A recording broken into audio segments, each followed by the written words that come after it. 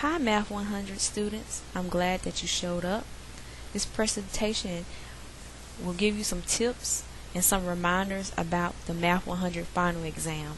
The first thing you need to know is that you definitely need to memorize the perimeter of a rectangle formula and the quadratic formula.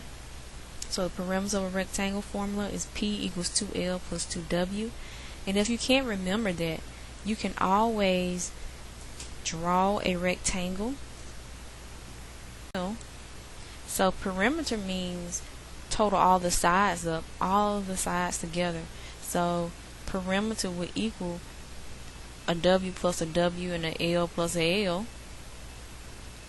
So when you add that together, you have 2W plus 2L or 2L plus 2W. It's the same thing. Also memorize the quadratic formula. Quadratic formulas help you solve quadratic equations. And quadratic equations are of the form ax squared plus bx plus c equals 0. So anytime you see something that looks like a trinomial, set equals 0 or set equals something, if you get it in this form, you can identify what the a, b, and c are and plug into the quadratic formula, and you'll get the answer every time. So you know factoring will be on the final exam, so make sure you understand how to factor. So let me give one example of simplifying.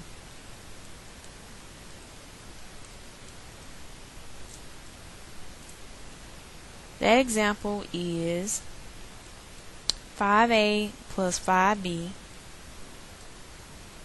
over 20a plus 10b times a squared minus ab over 2a squared plus 2ab. So hopefully by now you understand that you can't start canceling things out, because there are plus and minus signs in the middle of all of these things. And in order to cancel terms, the terms must be all in product form. So here 5a plus 5b, this is a plus sign, so this is addition. This is not considered to be multiplication or product form. So you have to factor in order to get all of these expressions in product form before you can cancel. So do not cancel right now. Do not cancel these terms out until you have everything in product form. So let's factor the first thing, 5a plus 5b.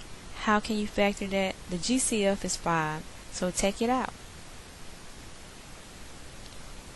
Always make sure by multiplying so that you'll know, yes, if I multiply this, I'll get back 5a plus 5b. Alright, let's go to 20a plus 10b. What can you take out? 10 is the GCF. 10 times what is 20a?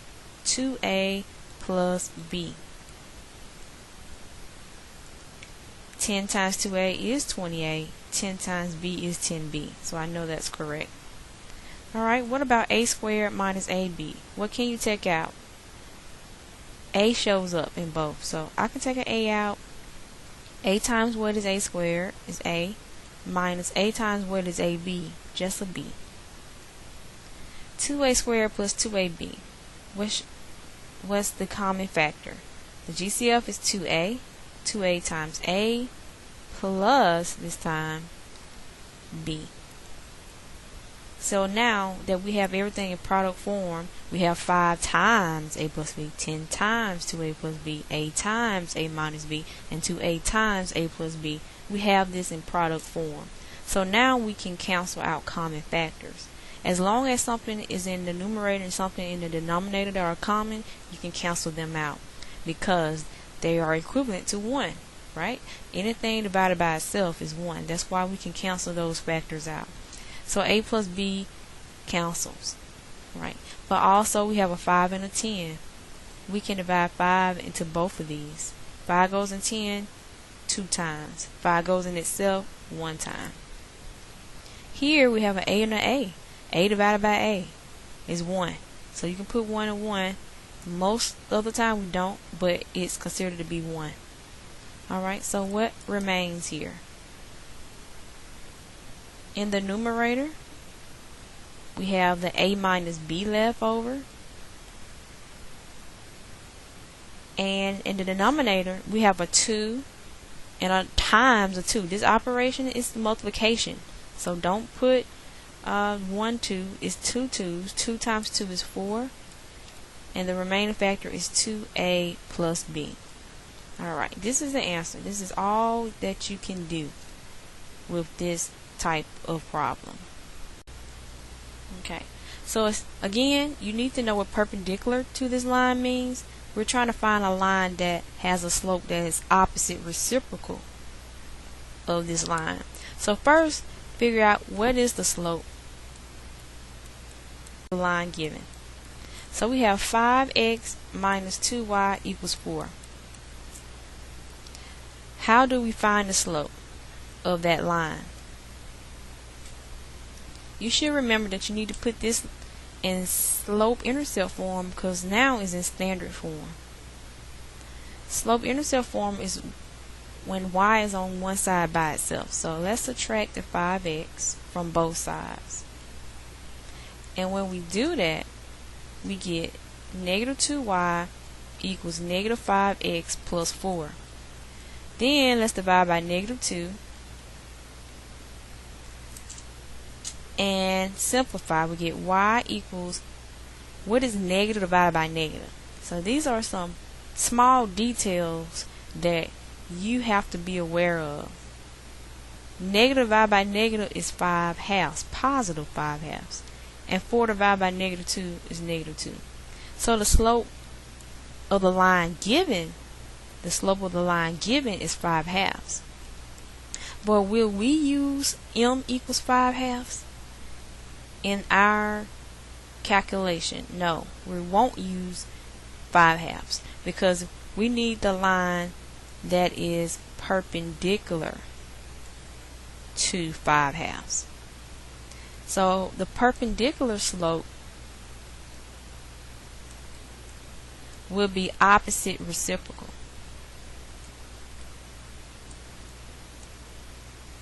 Alright, so that's m equals, can you guess what the perpendicular slope is? So opposite sign of the sign that is given will be negative, and reciprocal of 5/2 will be 2/5. So we will use m equals negative 2/5. So the point slope formula is y minus y sub 1 equals m times x minus x sub 1. So that's y minus y sub 1. We have a minus sign, but y sub 1 now is also negative. The m is negative 2/5, our slope, and x of 1 is also negative. So make sure you put the right amount of negatives when you're dealing with negatives. Now let's simplify these negatives, because y minus a negative 5 is y plus 5. And x minus a negative 3 is x plus 3.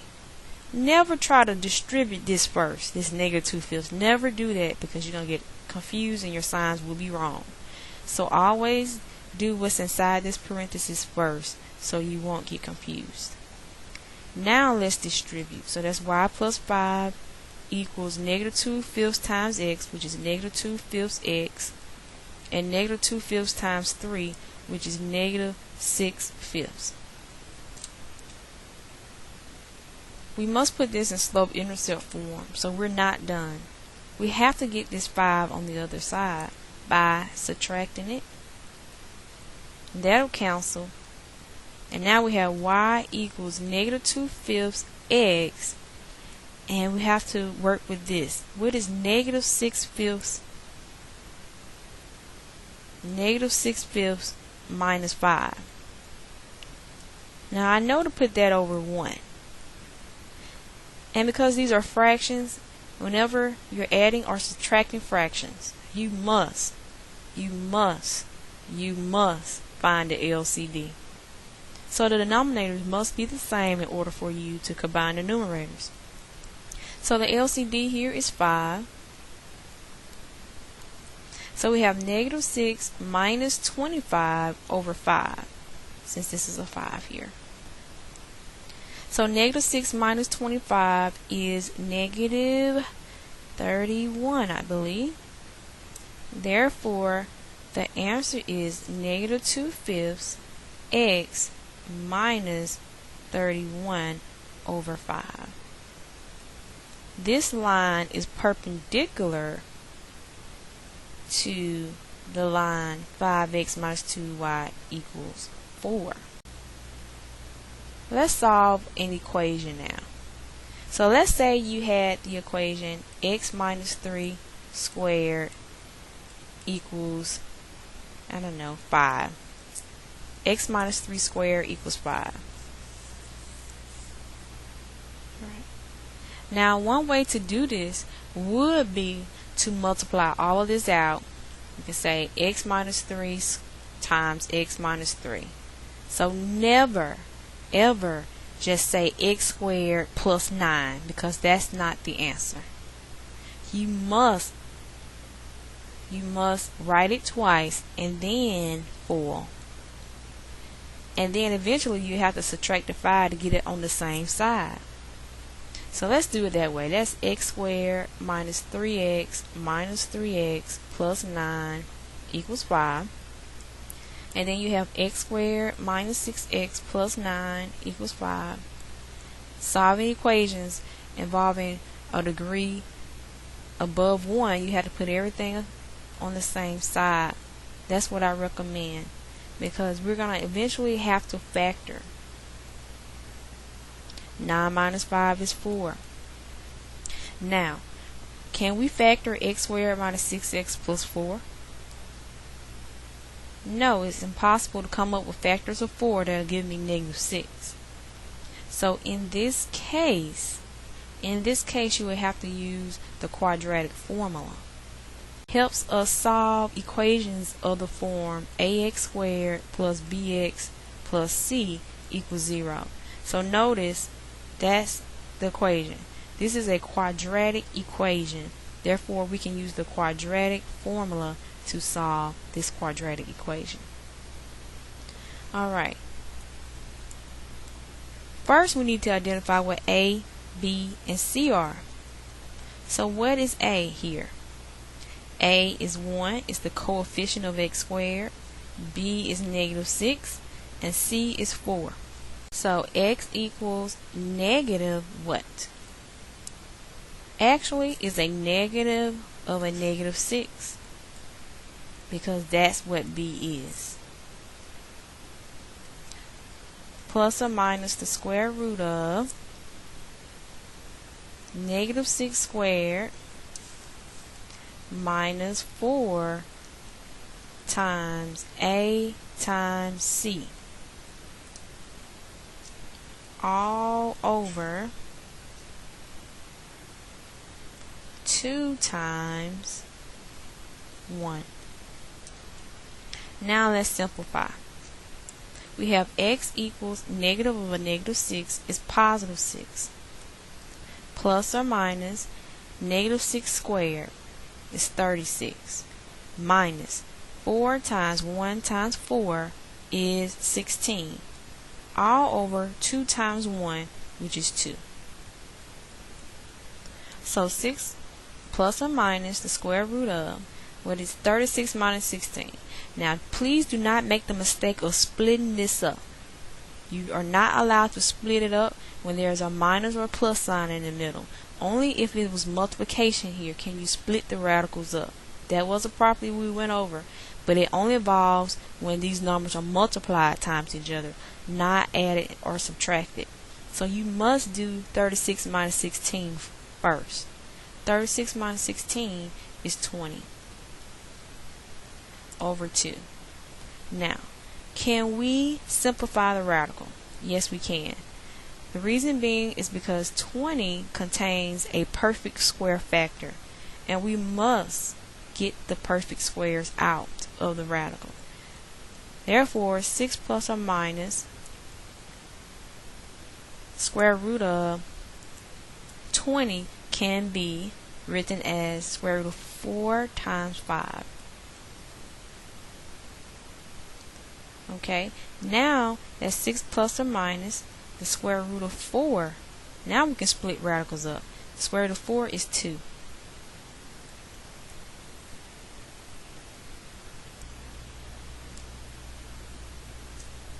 The next thing is if all three numbers here are divisible by a number, you can reduce.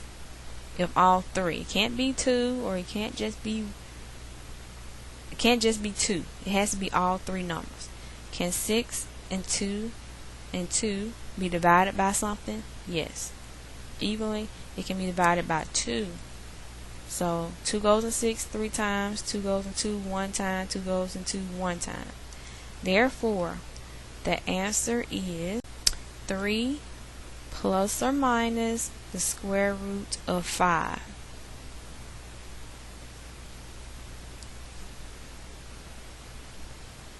Alright, I want to show you how to do that problem the shortcut version.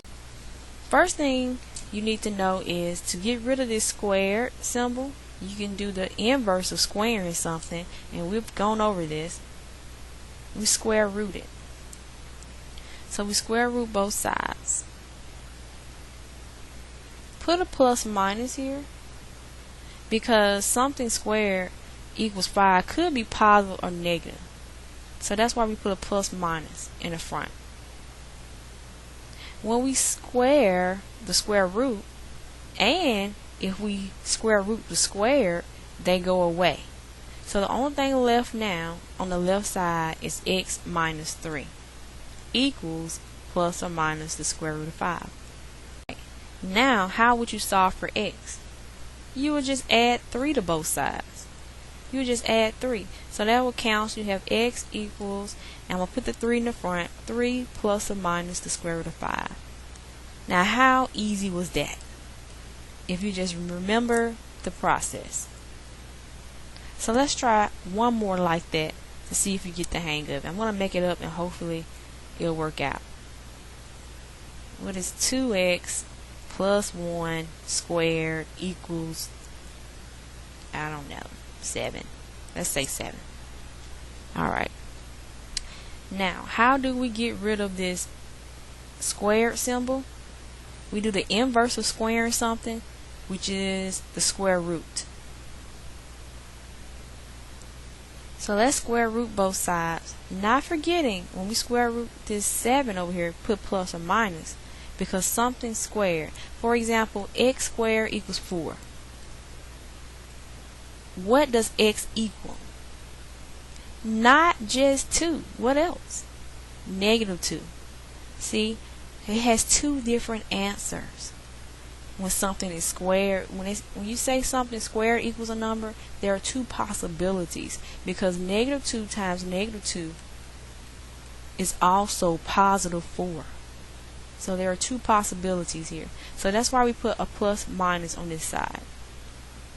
Alright, so what's on the left side now? Just a 2x plus 1 equals plus or minus the square root of 7. Now what would you do? You could subtract the 1, and you get 2x now equals negative 1 plus or minus the square root of 7, and then you can just divide by 2. So the answer is negative 1 plus or minus the square root of 7 all over 2. So that's much easier than foiling this out, putting everything on one side, identifying A, B, and C, and then you have to memorize the quadratic formula for this one, versus just realizing you could have just square rooted both sides and then solve for x. Alright, that's just a fancy way of really putting substitute the value. Substitute the value to find the answer.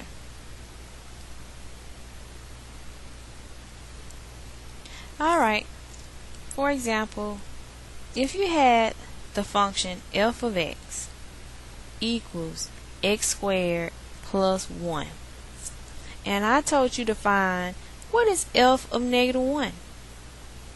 All you're doing here, and look at it, wherever you see an x, you replace it with negative 1. Wherever you see an x, replace it with what it was replaced with. It was replaced with negative 1. So we will mimic this function here, but replacing the x with a negative 1.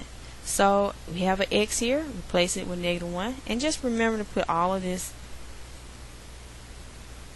every time you're replacing an x, just replace it with parentheses too.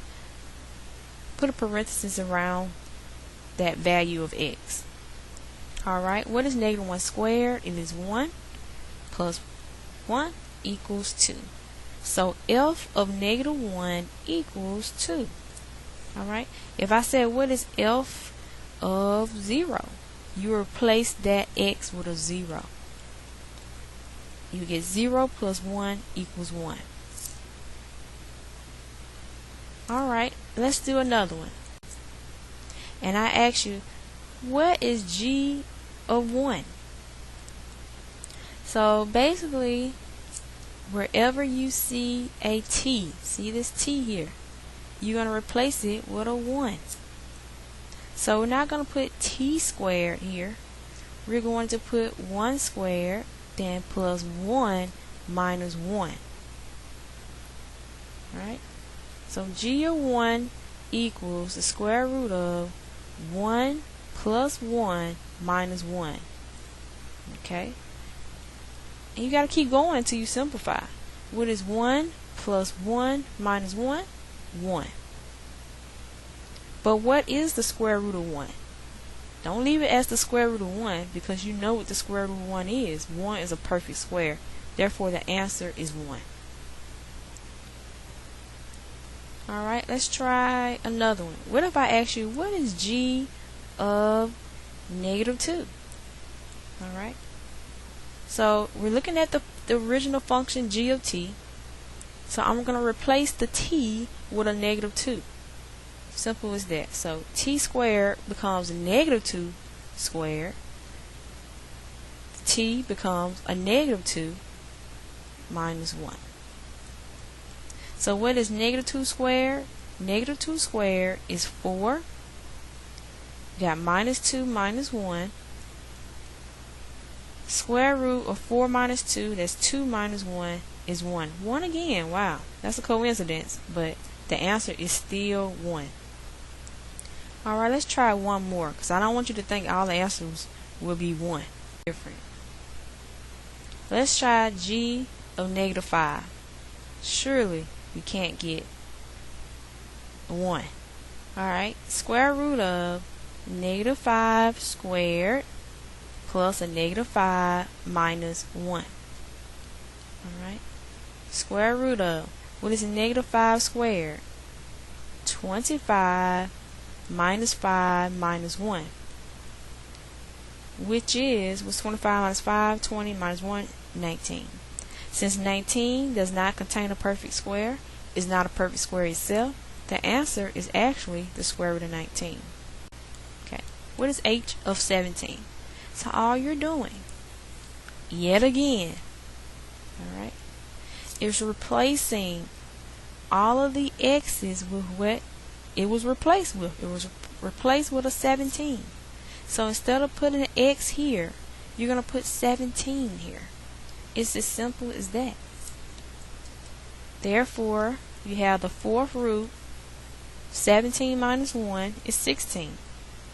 Don't leave it like that if you can simplify further. So the fourth root of 16 is 2, because 2 times 2 times 2 times 2 is 16.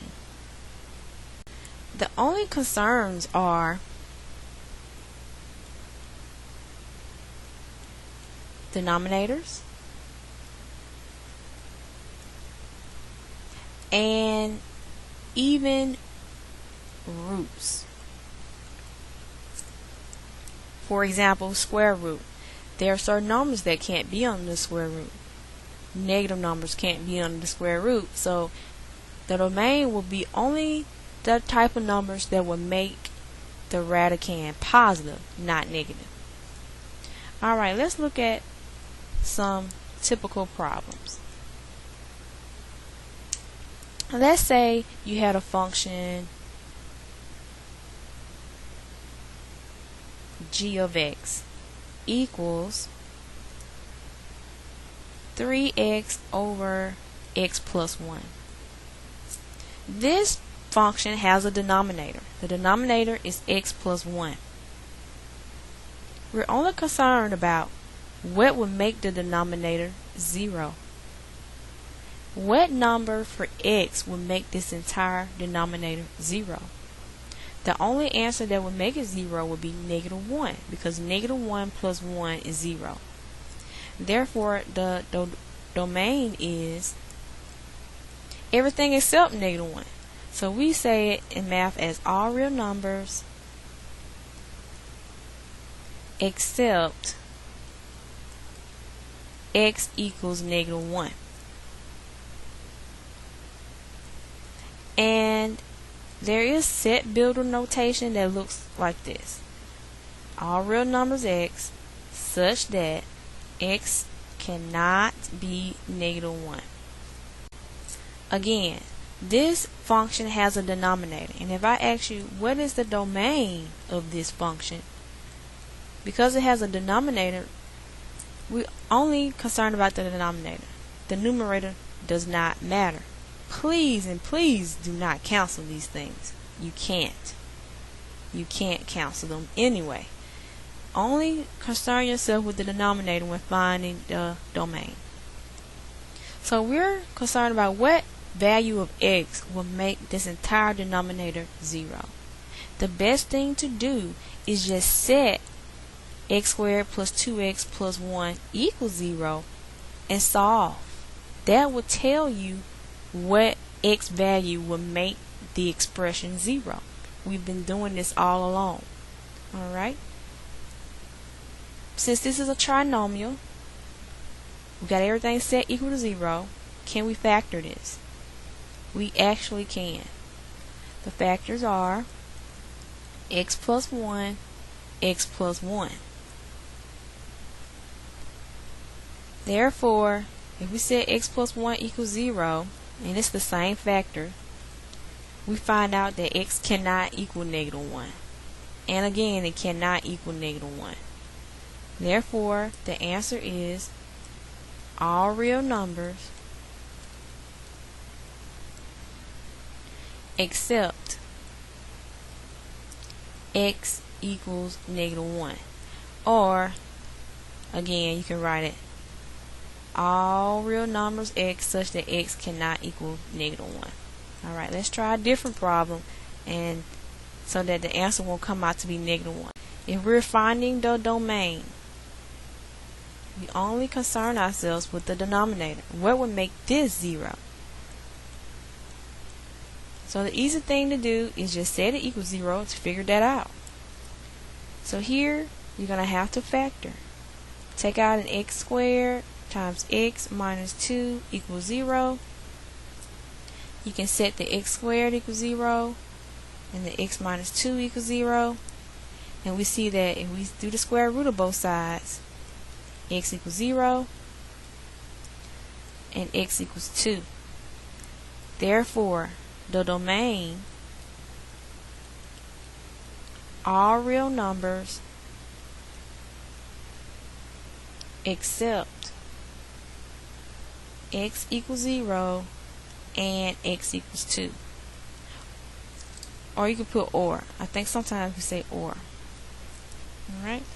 So x, all x is such that x cannot be 0. Let's put or. Or x cannot be 2.